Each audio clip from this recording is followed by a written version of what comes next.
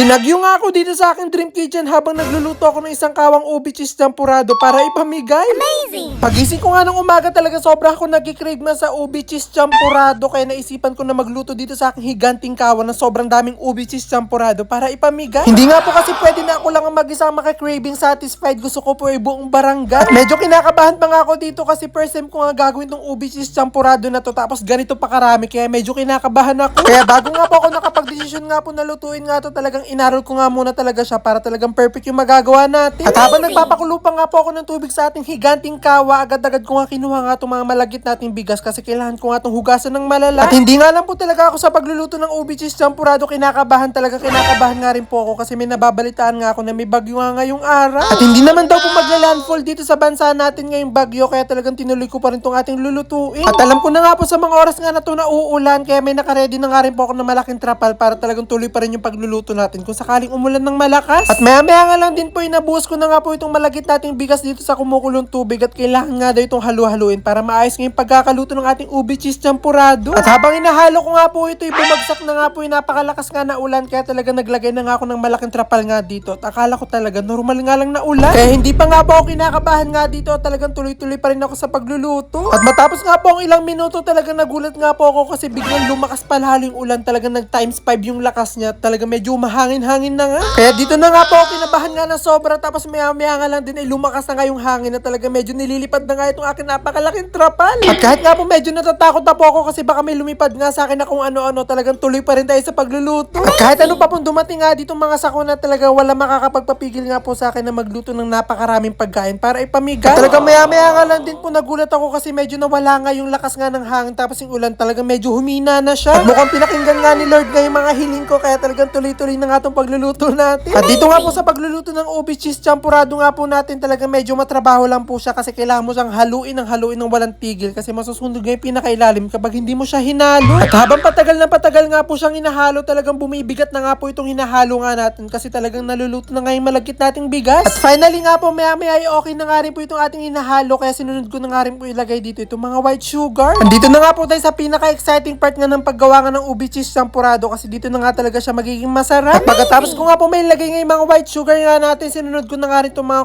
kundis.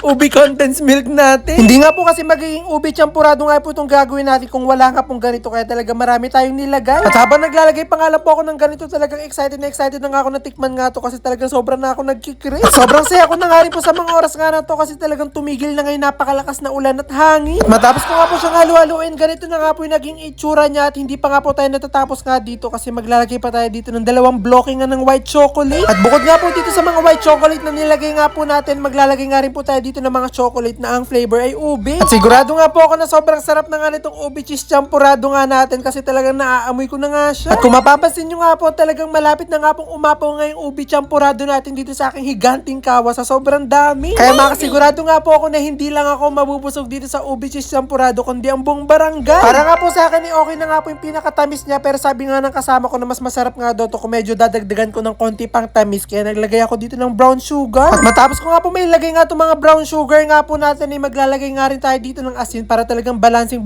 yung lasa. At finally nga po okay na rin po itong ubi champurado nga natin at hindi pa nga siya ubi cheese champurado kasi wala pa nga siyang cheese. Kaya nung finally naluto na nga rin po itong ubi champurado natin, naglagay na ako sa ibabaw nitong evaporated milk. At para nga po maging ubi cheese champurado na nga po siya, nagyadyad na nga ako dito ng napakaraming cheese. At talagang medyo nahirapan nga lang po ako sa pagyadyad nga ng cheese nga dito kasi medyo natutunaw na nga yung cheese at talagang napakahirap nga rin gamitin itong pangyadyad ko. At para magkaalaman na nga po kung masarap nga talaga itong niluto ko nga po na ubi cheese champurado ay agad-agad ko na nga po itong titikman. Kasi kanina pa nga po talaga akong takam na takam nga dito kaya hindi na nga ako nakapagpigil. At 101% nga po talagang sobrang sarap nga nitong aking nalutong ubi cheese champurado kaya okay na nga ito kaya dali-dali na nga kami magbabalot. At yung mga nilagay nga po nating evaporated milk pati yung mga niyadyad ko nga po na cheese kanina talagang design lang po yun dito sa ating kawat. Bukod pa po dun sa ilalagay natin dito sa pinakalagayan. At talagang dinadamihan nga po namin yung lagay dito sa lagayan para talagang busog na busog nga yung mga pagbibigyan natin. At sana nga po talaga hindi nga lang sila mabusog dito nga po sa niluto kong ubi cheese champurado. Sana rin talaga yung magustuhan nila. At habang nagtatakal pa nga po yung mga kasama ko, talaga nag-uumpisa na nga ako dito na maglagay nga ng toppings nga sa ibabaw ko talaga nitong evaporated milk pati nga nitong cheese. At dito ko nga po talaga dinadamihan nga ng lagay nga ng cheese para talagang literal na ubi cheese champurado. At kanina nga po nung tinikman ko nga po ito talaga sobra ko nga talaga siyang nagustuhan nagustuhan kasi yung pinakatamis nga po ng ubi champurado nga natin. Talagang bumagay siya dun sa alat ng cheese. At yun nga po siguro yung naging dahilan kung bakit talaga sobrang daming gustong-gusto nga itong ubi cheese champurado. At dahil sa sobrang dami nga po nating naluto, ganito nga po karami nga yung mga nabalot nga natin. Kaya dali-dali ko na nga kinuha itong mga tray nga natin para talaga mailagay na nga namin sila dito. At madala na natin sila sa mga pagbibigyan natin. At buti na nga lang po talaga, medyo maaga-aga nga po ako natapos nga sa pagluluto nga po neto kasi medyo malayo-layo nga rin po yung pagdadala natin itong mga ubi cheese champurado natin. Kaya talagang pinas forward ko na nga po ulit yung sarili ko para talagang mabilis na natin ito mailagay sa tray at makabiyahin na tayo. At maya-maya nga lang din po yung malapit-lapit na nga po tayo dun sa pupuntahan nga natin kung saan nga natin ipamimigay yung mga niluto ko. Talaga medyo masikip nga yung daan. Liblib nga po kasi yung lugar nga nila kaya ito nga yung kailangan daanan para makapunta doon. At nung nakarating na nga po kami sa pinakasityo nga po nila, hindi na nga ako nagpatumpik-tumpik pa at nagumpisa na nga po ako mamigay. Kapag nagluluto nga po ako lagi ng napakaraming pagkain sa akin dream kitchen, talaga medyo nakakaramdam din po ako ng pagod pagkatapos. Pero pag nandito na nga po ako sa part na pinamimigay ko na yung mga niluto ko, talaga nawawala nga bigla yung pagod ko. At isa nga lang po yun sa mga dahilan kung bakit talagang hindi ako nagsasawa na gawin nga po ito lagi na magluto ng maraming